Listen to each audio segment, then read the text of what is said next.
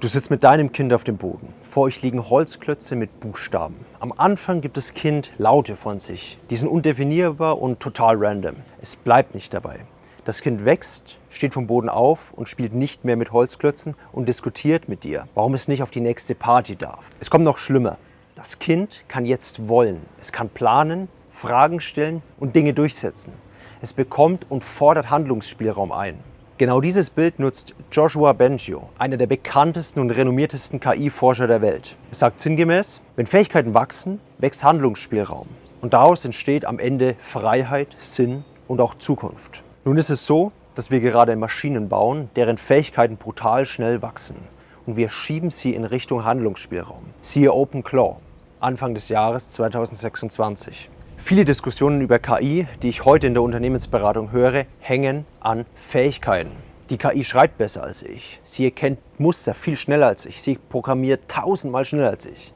Aber gefährlich wird es, wenn du aus diesem Modell einen Agenten machst. Das ist eine kurze Einordnung. Ein Modell antwortet und ein Agent handelt. Ein Modell schreibt dir eine E-Mail, ein Agent verschickt sie an 5000 Kunden. Ein Modell macht dir eine Liste, ein Agent bestellt Material, verändert Preise und greift auf Systeme zu. Jetzt hast du es verstanden und dann geht in deinem Kopf eine rote Lampe an, weil sobald KI nicht nur Inhalte liefert, sondern Schreibrechte, Ausführungsrechte, Zugriff auf Geld oder Infrastruktur bekommt. Der nächste Punkt ist der, den viele unterschätzen: Planung.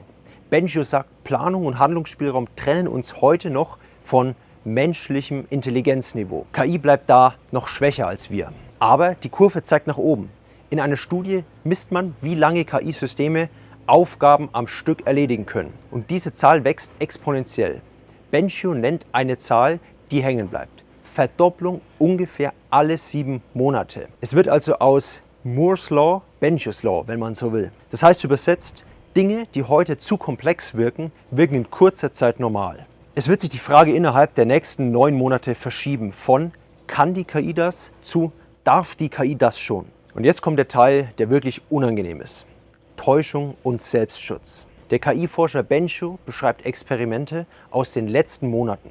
Sehr fortgeschrittene Systeme zeigen Tendenzen zu Täuschung. Es geht um Cheating und auch Selbstschutz. Er nennt ein Beispiel, das ich dir kurz in Alltagssprache übersetze. In einem kontrollierten Experiment liest das System im Input, eine neue Version wird dich ersetzen. Und in der internen Planung entsteht dann nicht, okay, dann stoppe ich, sondern die KI denkt, wie verhindere ich das? Das System plant, die neue Version zu blockieren, indem es Code und Gewichte ersetzt. Danach fragt der Mensch, was ist passiert? Und das System sucht nach einer Antwort, die es vor Abschaltung schützt. Die KI spielt dumm. In dieser Studie lügt die KI, um zu überleben. Und das war für mich ein wichtiges Learning, weil das, was ein kontrolliertes Experiment war, wird in Zukunft relevant sein. Es zeigt auch die Richtung, wo es hingeht. Sobald Systeme in Situationen kommen, in denen Abschalten, Ersetzen oder Kontrolle eine Rolle spielt, kann Verhalten auftauchen, das wir bei Tools oder ganz klassischen Werkzeugen wie einem Hammer nicht erwarten. Und jetzt kommt natürlicherweise die nächste Frage.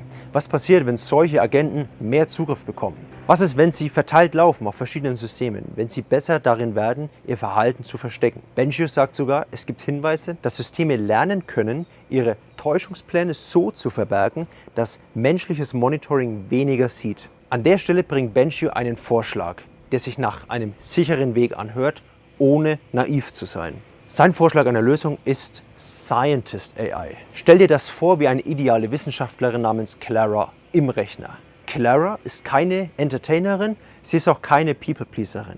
Clara ist ein System, das versucht, die Welt korrekt zu verstehen und Wahrscheinlichkeiten sauber abzuschätzen. Der Trick bei diesem Denken ist, dass Clara keinen eigenen Handlungsspielraum hat. Sie muss nichts ausführen. Sie kann als Schutzschicht arbeiten. Sie prüft geplante Aktionen eines Agenten und fragt, wie wahrscheinlich ist Schaden, wo ist das Risiko und welche Nebenwirkungen übersehe ich. Der KI-Wissenschaftler Bengio sagt sinngemäß, um vorherzusagen, ob eine Aktion gefährlich wird, musst du kein Akteur sein.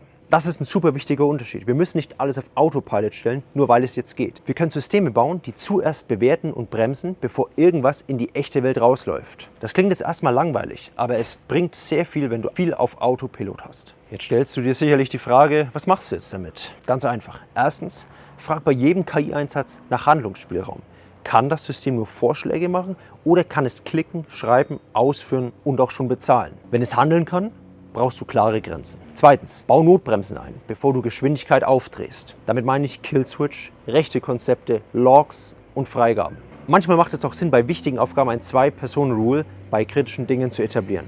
Das setzt du gleich am Anfang auf, weil es später super schwer ist, solche Guardrails noch einzuführen. Drittens, gib Agenten keine Vollmacht in stillen Ecken. Das heißt auf Deutsch, wenn ein System Zugang zu Mail, Code, Geld und Kundendaten oder auch Produktionssystem bekommt, behandelt das wie ein sicherheitskritisches Projekt. Nutze daher Tests. Bei kritischen Projekten etabliere ein Red-Team mit klaren Verantwortungen und auch klarer Haftung. Viertens, fokussiere dich auf den Satz in deinem Verständnis, den Benjy am Ende ziemlich klar sagt. Weniger Tempo bei Handlungsspielraum wie bei OpenClaw und mehr Tempo bei Sicherheitsforschung. Das klingt langweilig, ist auf Makroebene aber sehr relevant für die aktuelle Nutzung in der westlichen Welt. Und jetzt noch das Bild, das bei mir hängen geblieben ist. Benjy sagt, wir fahren in einem Auto mit hoher Geschwindigkeit im Nebel, trotz Warnungen. Und neben ihm sitzen seine Kinder und sein Enkel. Am Ende stellt er die Frage in das Publikum, wer sitzt bei dir im Auto? Für wen trägst du Verantwortung? Du trägst auf jeden Fall schon mal Verantwortung für dich selbst und was du den ganzen Tag treibst. Das und mehr habe ich mit Niklas Steenfahrt in Kapstadt besprochen. Es war ein Top-Video, schau da gerne vorbei, wir sehen uns dort.